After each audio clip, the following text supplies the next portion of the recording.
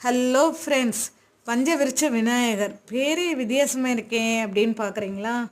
ஒன்றும் இல்லைங்க, நம்ம முருகனோட 7ஆம் படை வீடுன்னு எல்லோரும் புகழ்கிறாங்க இல்லையா? மருதமலையே தாங்க.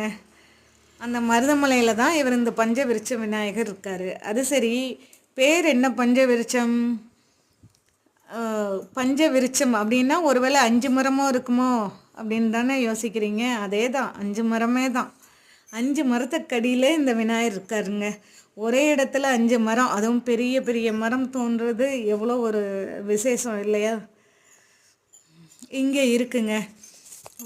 ஸோ அதனால தானே என்னவோ இவர் இந்த விநாயகர் 5 முகம் பெற்றிருக்கார். என்னென்ன மரம்னு பார்க்குறீங்களா?